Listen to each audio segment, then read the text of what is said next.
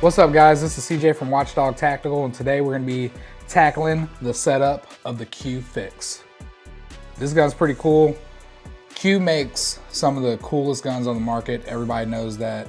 This particular gun is their Q Fix chambered in 8.6 Blackout.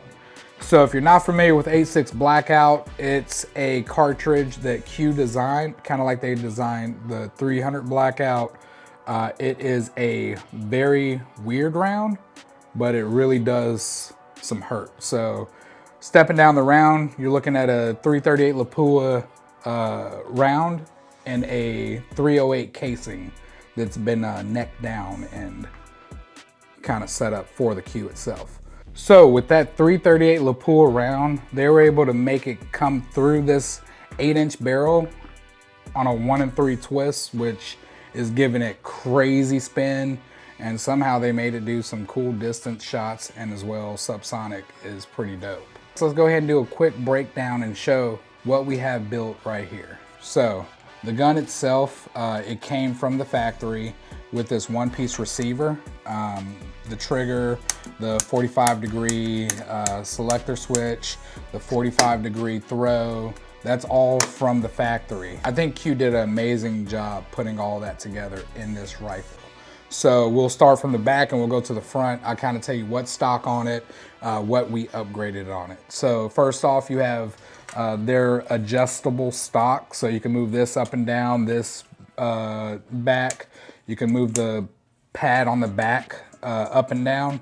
As well, it folds. So this is a nice little folder on there. It lines up perfectly with their bolt, so no problems there. Going forward, that's a one-piece receiver up here. Now you do have the bolt carrier group, which is removable on this gun. There it goes. So that's pretty cool. Super easy to store that and make sure that it's safe. Now, the barrel that they chose to use on these guns, I believe they come in like two different sizes. They come in an 8-inch and they come in a 12-inch. We opted for the 8-inch because somebody told us down the line, I don't know how true this is, but I was told that it doesn't really matter, 8-inch or 12-inch, you're gonna get about the same performance from what I would be shooting here in North Carolina. So I went shorter so I can tuck the suppressor into the handguard a little bit harder. This handguard that we're using is an AMJ Solutions handguard. It's specifically made for the Q, and it's specifically made for the 8.6 Q. He makes a couple different ones for the 300 Blackout, 8.6, the Honey Badgers, everything. This is one of the cooler rails that I've had on a gun. It did everything I needed it to do. It tucked that suppressor into the handguard and gave me that extra distance on the top rail piece.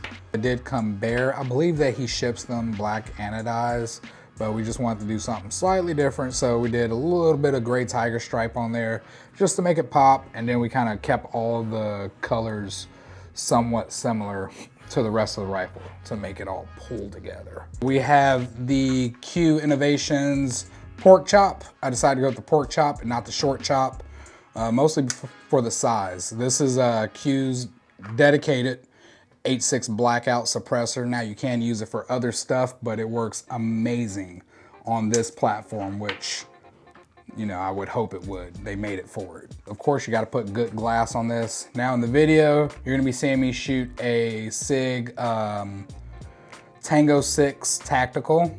That was a 1x6 5.56 scope. Pretty much as soon as I got out there and started shooting it, I quickly realized that that 1x6 needs to stay on a 5.56 AR. I needed something with some better glass, so we dug a Night Force out of the safe and we put on a 5x15 Night Force. This scope is definitely doing the job for this gun.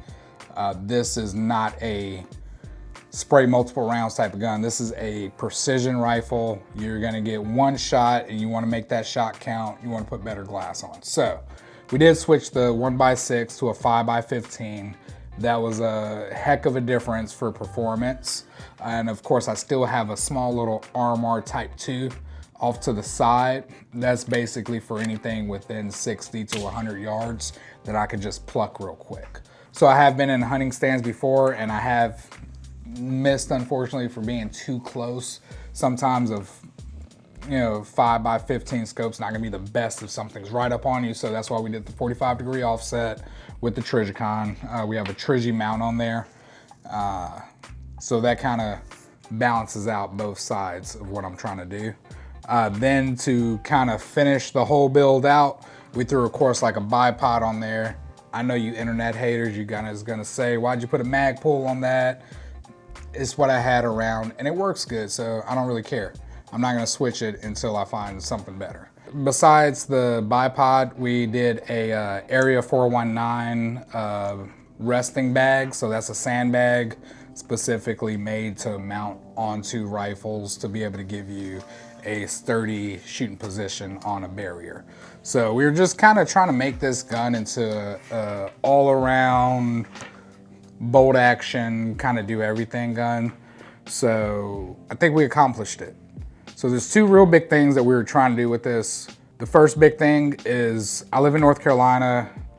We don't have crazy long shots. The furthest shot you'd probably end up making out here without really planning it is 300 yards. So I wanted something that hits super hard, 300 yards, and it's quiet. That was the biggie. I want it to hit hard and I want it to be quiet. You don't necessarily get the quiet side of stuff if you're using a 308, but you're getting the knockdown. Now, I'm not getting that same knockdown in 300 Blackout that I would want and need, so that's why we decided to step it up. A6 Blackout kind of fills that niche. It's gonna give you, on both ends, you'll be able to do super quiet under 300 yards and it's gonna be amazing. So they say 1,000 yards with this rifle with supersonic ammo. I'm not sure if that's true or not. I haven't shot 1,000 yards with this, but it does seem like it'd be up to par. So for this rifle, it's really got two different settings. It's got the subsonic setting and that supersonic setting, meaning two different rounds. So the whole build for this was to be able to go super quiet, hit hard in those close distances. So anything within 300 yards, 350 yards, it's dead silent and it smacks like an anvil. So that's the big allure to it. So I'd say 7 to 8, 850 with a supersonic round, and this gun's still gonna shine. Now it'll be a little bit louder supersonic, but the projectile that you're throwing through the air with that 1x3 twist is ridiculous. I could definitely see it going that distance. We did shoot this gun a little bit with some ballistics gel. The ballistics gel test came out kind of crazy, so we shot 2 different rounds at it. The first ammo that we shot out of this in the ballistics gel was going to be the Fort Scott Munitions subsonic ammo. It was not a hollow point, so after we shot that, looking at the gel, it seemed like it went straight through the gel. Not a real distinctive pattern or anything when you shoot it. Now, the secondary round we shot some, I believe they were hog destroyers. Like it was some crazy hog hunting round. They were subsonic hollow points. Now those made the craziest wound track. We shot that and it looked like a death churro going through there. So that was one of the coolest shots I've ever seen go through gel. First initial thoughts, first kind of breakdowns of this gun. This gun is definitely not a novice gun, I'd say. If you're, first time getting into bolt action rifles, or you're looking for like that kind of do-all bolt action gun, yes, this is a great option. Price point's a little crazy, I'm not gonna lie. Price point's wild, but for what you're getting is definitely worth it. The bigger thing is the ammo price right now. Ammo price is just kind of like that with this round right now.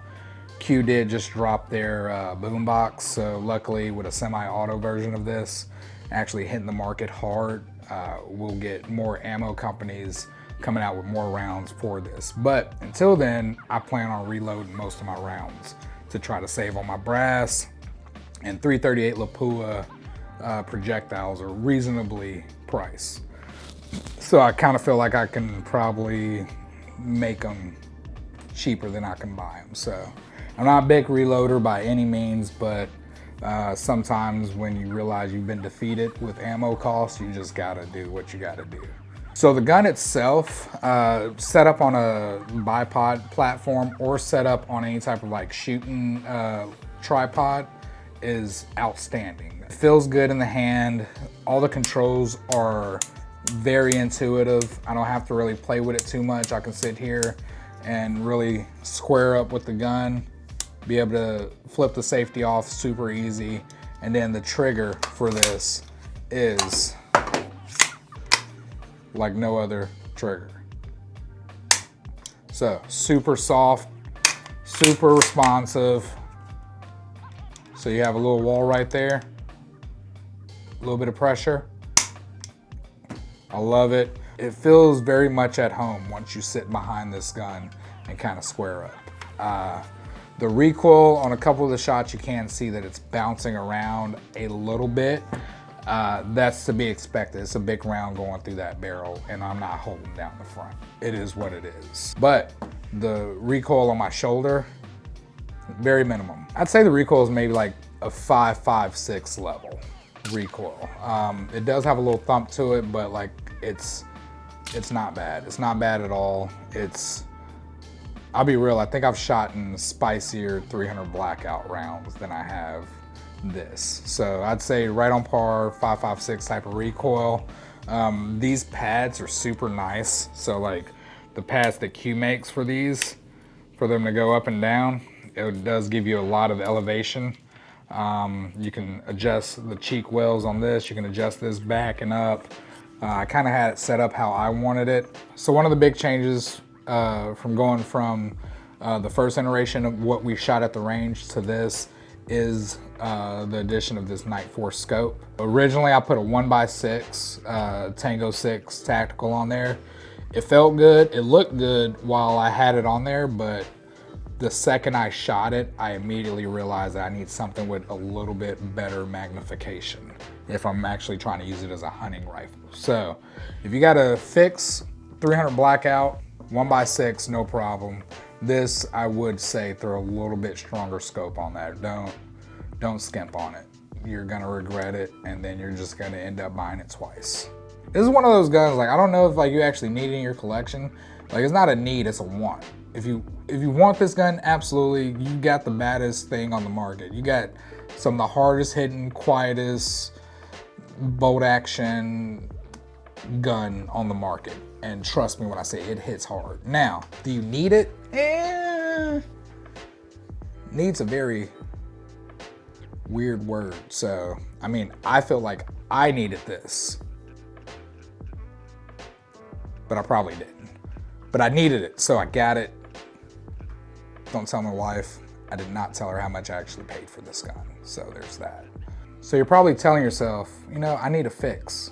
But the big question is, what caliber? 8.6, which is the one that you're currently looking at, 308 and 6.5 Creedmoor. That's gonna be all the regular fixes. Then they also make a couple in the mini fixes. So the mini fix is gonna be 5.56, 300 Blackout, and 6 ARC. So that's gonna be kind of their lineup for this bolt action rifle. Out of all of them, I'd say I like this 8.6 the best. I haven't shot every single one, but I've shot enough. Well, I've shot their 308, I've shot their 300 Blackout. I can imagine what a 5.56 bolt action is gonna feel like about.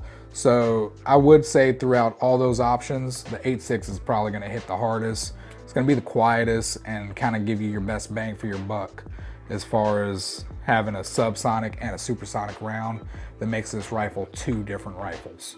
So the first rifle you're looking at would be a subsonic 350 grain, just hog killing monster. Then the whole different side of this rifle is gonna be your long distance, precision shooting, 800 yard rifle, which is kind of weird for this genre. Like, I've never really seen a rifle that can do both so well. Because you usually get one or the other. You never get, like, you're not gonna get a 5.56 to be quiet. Like, that's just not gonna happen. You can try, but it's not gonna be quiet. Then when you go to the 300 Blackout, yeah, you get the quiet, but then you just gave away all the distance. 300 Blackout's dropping like a rock pretty quick. And then you got like your big bore stuff. You got like a 308, and your 308s, of course it hits crazy hard, but it's hard to slow those rounds down and they still be effective. I think this just kind of fills that niche perfectly to be able to touch on both distance, subsonic, close, long engagements. It's an all-around do-it-all gun. Favorite things about this gun, it's compact, super compact. Another big one was Q was giving away free suppressors off of this firearm for a long time. I want to say it's still going to this day, depending on how late you see this video. Might be able to take advantage of that. But yeah, they're giving free suppressors with this gun.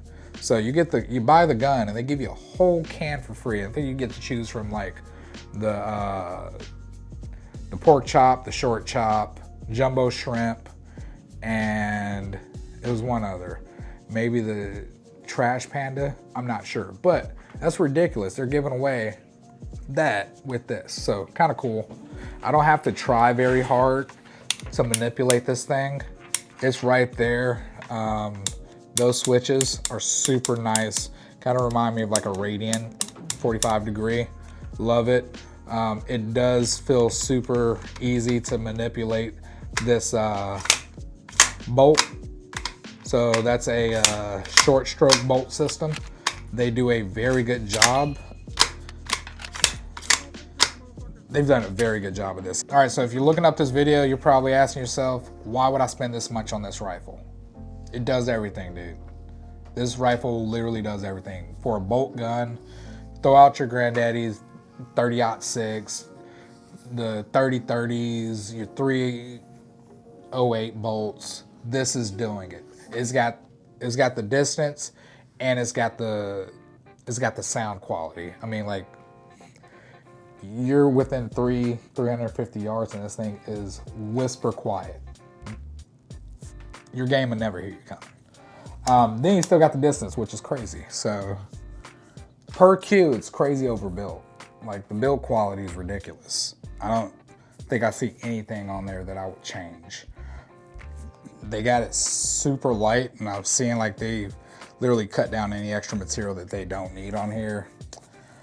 With the right scope on this, I mean, it's gonna be real hard stopping you, man. This is a contender. 8.6 is amazing. The round, the gun itself, the innovation that they've bought around that gun, and you know, do your research too. Do your research at home, but like, it's a silly round. Like, it shouldn't work, but it does, and it works good. So, all in all, like, I mean, on a 1 to 10 scale, this thing's a high 8. Like, this is a really high 8. This is gonna do everything that you need to do as far as any type of game goes. And they got dudes over there taking out water buffaloes with this thing, so it's wild. But you tell me, what do you think about the Q? Do you like it? Do you like the fix? Would you prefer this in a semi-auto version like the boombox? Or do you like it in the bolt version? Tell me in the comments. So, if you like this video, you like what we do, please like, share, subscribe, tell your friends, tell your family members. Check out the other videos that we have. We only do this for you guys. We love it and we love you guys. Thanks for watching.